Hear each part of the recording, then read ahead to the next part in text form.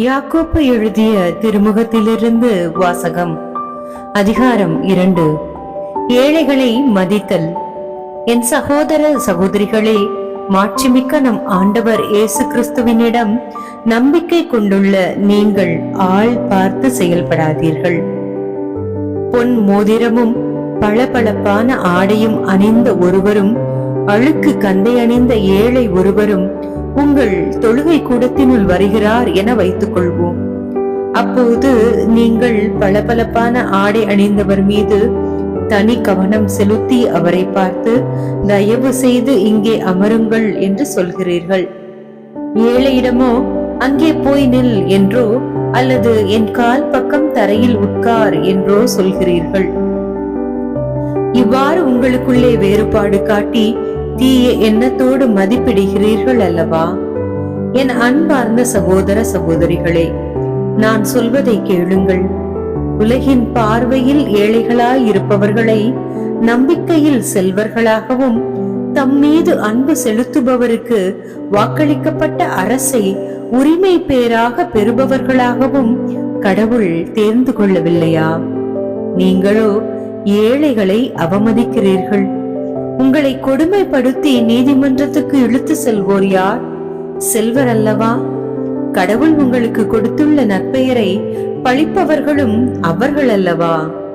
உன் மீது நீ அன்பு கூர்வது போல உனக்கு அடுத்திருப்பவர் மீதும் அன்பு கூர்வாயாக என்னும் இறையாட்சியின் சட்டம் மறைநூலில் உள்ளது. இதை நீங்கள் கடைபிடித்தால் நல்லது.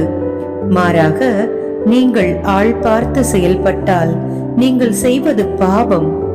நீங்கள் குற்றவாளிகள் என அச்சட்டமே உங்களுக்கு தீர்ப்பளிக்கும்.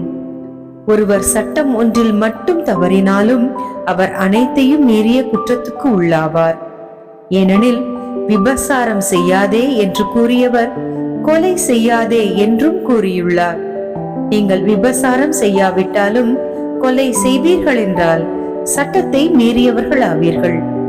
விடுதலை அளிக்கும் சட்டத்தின் தீர்ப்புக்கு உட்பட வேண்டியவர்களுக்கு ஏற்றதாய் உங்கள் பேச்சும் நடத்தையும் அமைதல் வேண்டும். ஏனெனில் இரக்கம் காட்டாதோருக்கு இரக்கமற்ற தீர்ப்புதான் கிடைக்கும். இரக்கமே தீர்ப்பை வெல்லும். நம்பிக்கையும் நற்செயல்களும். என் சகோதர சகோதரிகளே, தம்மிடம் நம்பிக்கை உண்டு என சொல்லும் ஒருவர் அதை செயல்களிலே காட்டாவிட்டால் அதனால் பயன் என்ன? அந்த நம்பிக்கை அவரை மீட்க முடியுமா?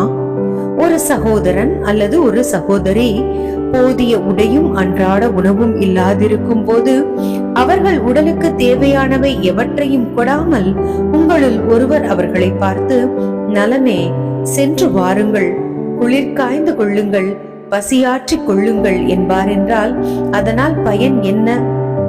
அதை போலவே நம்பிக்கையும் செயல் வடிவம் பெறாவிட்டால் தன்னிலே உயிரற்றதாயிருக்கும்.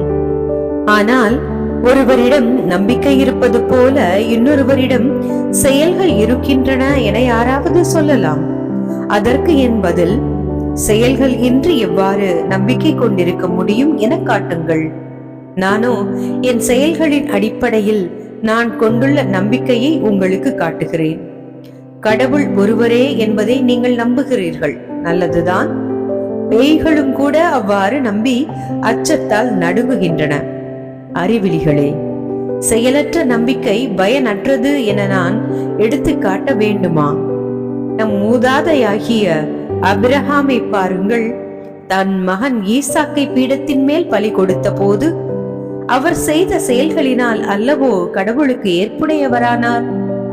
அவரது நம்பிக்கையும் செயல்களும் இணைந்து செயல்பட்டன என்றும் செயல்கள் நம்பிக்கையை நிறைவு பெற செய்தன என்றும் இதிலிருந்து புலப்படுகிறது அல்லவா? ஆபிரகாம் ஆண்டவர் மீது நம்பிக்கை கொண்டார், அதை ஆண்டவர் அவருக்கு நீதியாக கருதினார் என்னும் மறைநூல் வாக்கு இவ்வாறு நிறைவேறியது. மேலும் அவர் கடவுளின் நண்பர் என்றும் பெயர் பெற்றார்.